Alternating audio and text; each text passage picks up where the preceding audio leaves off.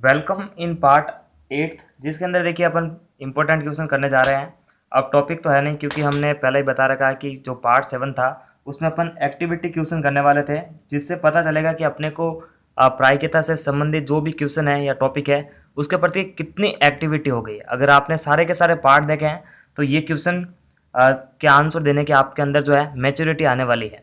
तो देखिए question number 6 कह रहा है कि एक बक्से में कार्ड है जिन पर 1 से 100 तक संख्याएं अंकित है। ठीक है, कार्ड है 1 से 100 तक संख्याएं अंकित है, इसका मतलब टोटल इन्फॉर्मेशन हमारे पास में मिल रही है 100। ठीक है, उसके बाद कह रहा है कि बक्से में से एक कार्ड यादृच्छता निकाला गया, प्रायिकता ज्ञात करो कि निकाला गया पत्ता निम्नलिखित हो। यानी पहला ऑप्शन है कि वह संख्या पूर्ण वर्ग हो या फिर वह निकाला गया पत्ता जो है 6 से भाज्य होना चाहिए। तो देखो हमारे पास में कुल इन्फॉर्मेशन क्या है, 100 तो है, तो घटना के कुल संभावित परिणाम तो 100 होने वाला है।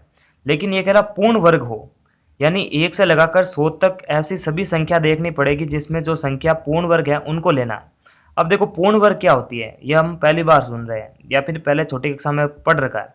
पूर्ण वर्ग का मतलब होती है जिन संख्या का अपन वर्ग कर सके। कैसे? यानी रूट निकाल सके। जैसे अगर रूट के अंदर 4 है तो इसका आंसर हो जाएगा 2। उसी तरह से अगर 36 है रूट के अंदर तो 6 आंसर दे देता है। इसी तरह ये जो संख्या होती है ये पूर्ण वर्ग संख्या होती है, यानी जिनका रूट निकल जाता है वो संख्या पूर्ण वर्ग होती है। तो देखो इसको कैसे कर सकते हैं अपन, 1 से 100 तक सारी की सारी संख्या देखनी पड़ेगी कि किन किन का रूट निकल सकता है। तो देखो ऐसे तो कब तक लिखोगे, यानी 1 से लगाकर 100 तक गिनती लिखोगे फिर वगैरह देखोगे, ऐसा नहीं करना है। सिंपली इस क्वेश्चन में क्या करना अपने को, देखो अगर 1 पर रूट लगा है तो इसका 1 हो सकता है, उसी तरह 4 पर है तो 2 हो सकता है। तो कैसे कर रहा है ये सारे सारे, मतलब किस तरह से बैठ रहा है, जैसे ये 9 है तो इसका रूट 3 हो रहा है। तो इसका मतलब क्या है, 1 से लगाकर 10 तक सभी सारी की सारी संख्या लिखनी है अपने को, तब पता चल जाएगा कि ये जो संख्या है ये पूर्ण वर्ग है। यानी 1 का स्क्वायर हो सकता है, 2 का, 3 का स्क्वायर तो रूट निकलता है। इसी तरह 4 का स्क्वायर करते हैं तो 16 का रूट 4 निकल जाता है। उसी तरह 5 का स्क्वायर करते हैं तो 25 हो जाता है।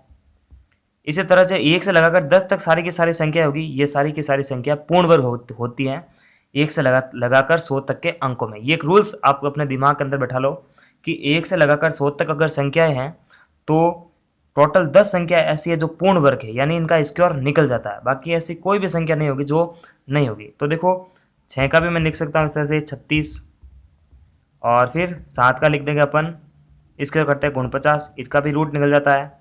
फिर 64 आठों आठी, और फिर 90 90 81, इसका 9, और इसका निकल जाएगा लास्ट वाले का 100 का रूट निकलता है 10। तो इनके अलावा कोई भी और संख्या नहीं है 1 से लगाकर 100 तक के मध्य जिनका जो है रूट निकल सके। तो ऐसे ऐसे इन्फॉर्मेशन हमारे पास में है टोटल 10। तो प्रायिकता का सूत्र लगा के अपन सिंपल इसको सॉल्व कर पाएंगे। घटना के कुल संभावित परिणाम 1 से लगाकर 100 तक के अंक थे, तो क्या लिख सकते हैं अपन, 1 से लगाकर 100 तक में टोटल हो गई इन्फॉर्मेशन 100, और अनुकूल स्थिति हमारे पास में 10 ही है तो 10/100 कट जाएगा 1/10। तो प्रायिकता का जो मान आ गया 1/10 आंसर आ चुका है। ठीक है, ये तो हो गया इसके लिए। अब सेकंड वाले का क्या करेंगे अपन, तो ये सेकंड वाला बी वाला है, ये क्या कह रहा है, इसको कैसे करते हैं अपन।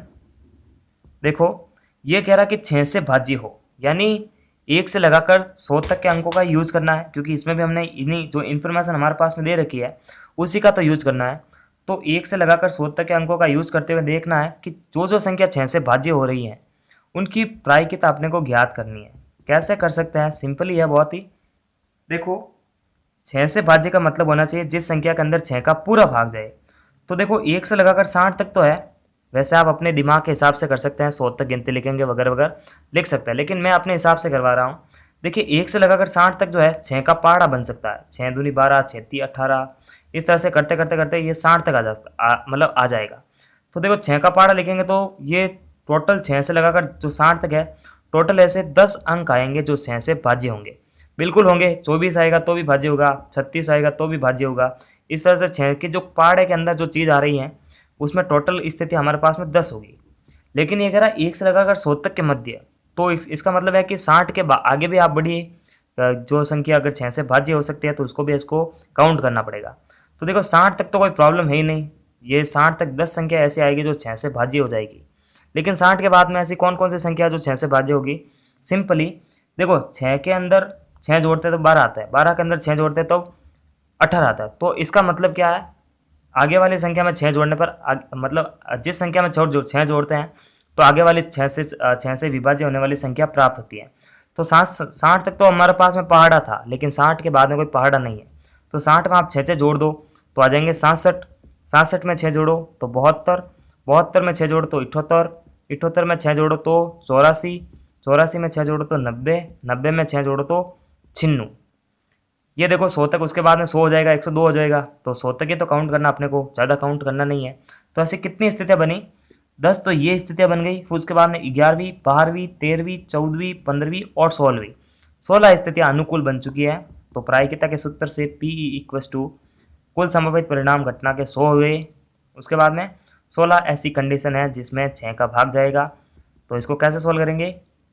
4 चौक 16 और 25, 4/25 इसका आंसर आएगा।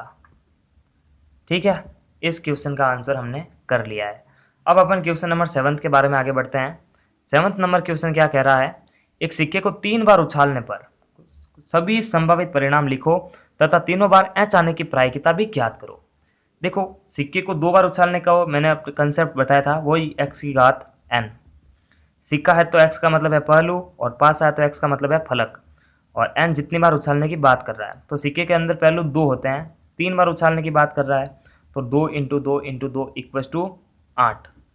लेकिन ये कह रहा है कि कुल संभावित परिणाम लिखो। कुल संभावित परिणाम लिखने का मतलब है कि ये 8 आएंगे, ये तो हमने अपने को पता है। अब आप लिख सकते हैं वो आंसर, ठीक है, लेकिन इसको कैसे लिखते हैं? जब एक सिक्के को 3 बार की बात हो रही है तो आपको करना क्या है? हेड और टेल को इस तरह से लिखना है एक तरफ। उसके बाद में एक सिक्के को जब 2 बार उछालते हैं तो उनके परिणाम 2 तरह से लिखना है, मतलब 2 बार लिखना है। कैसे? एक सिक्के को 2 बार उछालते हैं तब कितने परिणाम आते हैं? 4 आते हैं। तो उनको लिखना HH, ST, TH और TT। इनको वापस लिखना इस तरफ, ठीक है, HH, ST, TH और TT। अब क्या करना है? इन पहलुओं के साथ में एक बार इसको इसके साथ में लिख दीजिए और एक बार T को इनके सभी के साथ में लिख देना। देखो H के साथ इस जो लाइन है ना, ये इसमें सभी के साथ में HS लिख दो एक बार, और जो इसका यूज हो चुका, अब इसमें जो है एक बार सभी के साथ में TT लिख दो आप। तो ये जो परिणाम है टोटल कितने हुए? 1 2 3 4 5 6 7 8, टोटल 8 परिणाम हो रहे हैं। बिल्कुल सही जा रहे हैं अपन। तो 8 परिणाम इस तरह से लिखना है सिंपली। एक सिक्के को 2 बार उछालने पर जो परिणाम आते हैं उनको 2 बार लिखना है, फिर हेड और टेल एक तरफ लिखना है, फिर इन दोनों के साथ में जो है एक बार हेड लिखना है, एक बार टेल लिखना है। तो ये सारी स्थितियाँ इसमें आ जाएगी। लेकिन ये आगे क्या कह रहा है कि तीनों बार एच आने की प्रायिकता भी ज्ञात करनी है। तो कैसे कहते हैं? ये लिखते हैं अपन अभिष्ट प्रायिकता यानी PE। देखो सूत्र लगा के सिस्टमेटिक करना है, लेकिन मैं अपन जो है फास्ट ट्रैक रिवीजन कोर्स कर रहे हैं तो थोड़ा मतलब ऐसे ही पढ़ेंगे कि समझ में आने लगे बस। तो ठीक है, कुल संभावित परिणाम 8 स्थितियाँ है। ये कह रहा तीनों बार एच आए, तो सिर्फ एक कंडीशन ऐसी बननी, सिर्फ तीनों बार एच आ रहे हैं, बाकी सबके अंदर किसी में भी नहीं आ रहा है। तो ऐसी सिर्फ एक कंडीशन बनी, तो मैं 1/8 इसका आंसर दे दूंगा। ये हो गया। उसके बाद में क्वेश्चन नंबर 8 की तरफ अपन बढ़ते हैं। 8 और 9 इस पार्ट का जो है लास्ट क्वेश्चन है, मतलब लास्ट 2 क्वेश्चन है। उसके बाद में ये पार्ट खत्म हो जाएगा और प्रायिकता का जो फास्ट ट्रैक रिवीजन कोर्स है वो भी खत्म हो जाएगा। ये फास्ट ट्रैक रिवीजन कोर्स करने के बाद आप अपने आप को इतना मैच्योर समझेंगे कि जो एग्जाम के लिए हैं बिल्कुल रेडी हो जाएंगे आप। ठीक है, तो देखो आंसर नंबर 8 का ये कह रहा है एक डिब्बे में 20 खराब पेन है, 130 अच्छे पेन है। यदि एक पेन यादृच्छता निकाला गया तो पेन के खराब होने की प्रायिकता। ऐसे क्वेश्चन में कभी भी आपको जो है इस तरह से आंसर देना है कि जो जो इन्फॉर्मेशन हमारे पास में दे रखी है, जैसे 20 खराब पेन है और 130 अच्छे पेन है, यानी 20 खराब पेन है, 130 अच्छे पेन है, तो कुल इन्फॉर्मेशन हमारे पास में यहाँ पर पता होनी चाहिए अपने को कि कुल पेन कितने हैं, यानी पेन में ही तो पेन निकलेंगे, यानी देखो टोटल पेन कितने हैं। उसके बाद में अपने को पता करना कि पेन के खराब होने की प्रायिकता। तो टोटल पेन आपको निकालना है, घटना के कुल संभावित परिणाम 20 + 130 हो जाएंगे 150। ये घटना के कुल संभावित परिणाम। ये कह रहा पेन के खराब होने की प्रायिकता, यानी कुल पेन में से कितने पेन खराब है, यानी अनुकूल स्थितियाँ कितनी है? 20 खराब पेन है, तो अनुकूल परिणाम 20, 0 से 0 कैंसिल। अब ये कट नहीं रहा तो 2/15 इसका आंसर आपको देना है। इस तरह से ये क्वेश्चन हो जाता है। अब लास्ट क्वेश्चन है इस पार्ट का और चैप्टर का भी, ठीक है, मतलब जो फास्ट ट्रैक डिवीजन कोर्स कर रहे हैं अपन। लास्ट क्वेश्चन है, बहुत ही इंपॉर्टेंट है। ये कह रहा है एक अलीफ वर्ष में 53 सोमवार आने की प्रायिकता। अलीफ वर्ष है, देखो अलीफ वर्ष का मतलब 365 दिन होता है टोटल।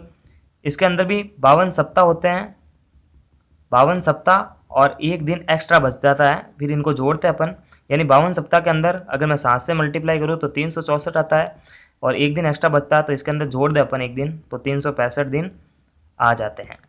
तो गिन ये कह रहा है कि जो 53 सोमवार आने की प्रायिकता, यानी 364 दिन है, उसके अंदर 52 सप्ताह है, तो 52 सप्ताह के अंदर 52 मंडे आएंगे, ये तो फिक्स है। लेकिन उस बचने वाले एक दिन के अंदर यदि मंडे आए तो 53 सोमवार हो सकता है। कैसे? देखो 52 सप्ताह के अंदर 52 सोमवार, ठीक है 52 सोमवार, लेकिन 53 सोमवार कैसा आएगा? यानी 53वां सोमवार तो इस बचे हुए एक दिन के अंदर अगर आए सोमवार तो ही 53वां सोमवार काउंट होगा। तो कैसे हो सकता है? जैसे 364 दिन पूरे हो गए, अपन ये फिक्स नहीं कह पाएंगे कभी भी, क्योंकि प्रायिकता का मतलब होता है संभावना व्यक्त करना। तो क्या अपन ये फिक्स कह सकते हैं कि किसी भी साल का लास्ट वाला दिन मंडे हो? ऐसा कभी नहीं होगा, लेकिन कभी ना कभी तो होगा। तो एक बार मान लेते हैं मंडे हो गया, लेकिन अगले साल भी वापस मंडे होगा? नहीं, अगले साल हो सकता है मंडे के बाद ट्यूसडे हो, फिर वेडनेसडे हो, फिर फ्राइडे हो, फिर थर्सडे हो, फिर फ्राइडे थर्सडे के बाद, सॉरी माफ़ कीजिएगा, मंडे ट्यूसडे वेडनेसडे, ये थर्सडे यहाँ पर आएगा, फिर फ्राइडे हो, और फिर सैटरडे हो, फिर संडे हो। ये स्थितियाँ आ सकती है, यानी सप्ताह का कोई भी दिन आ सकता है। लेकिन मंडे कितनी बार आ रहा है सिर्फ इन कंडीशंस के अंदर? मंडे सिर्फ एक ही बार आएगा। तो तो प्रायिकता का सूत्र होता है P इक्वस टू घटना के कुल संभावित परिणाम। तो देखो ये अलीफ वर्ष की बात हो रही है, सप्ताह के दिनों की बात हो रही है, तो सप्ताह के कुल संभावित मतलब घटना के जो कुल संभावित परिणाम है वो हमेशा साथ ही होने वाला है, ठीक है। और उसके बाद में देखना है कि जो क्वेश्चन जिस तरीके से आपको पूछ रहा है, जैसे 53वां सोमवार कब घटित हो सकता है? जब एक दिन बस एक बार मंडे आए तो 53वां सोमवार इसमें काउंट होगा। तो ऐसी कंडीशन सिर्फ एक ही बनी, तो 1/7 इसका आंसर आपको देना है। तो इस तरह से ये पार्ट हम कंप्लीट कर पाते हैं। तो थैंक्स फॉर वॉचिंग, और प्लीज़ चैनल को सब्सक्राइब करके बेल आइकन को प्रेस करना ना भूले, ठीक है। Don't forget to subscribe and like the video.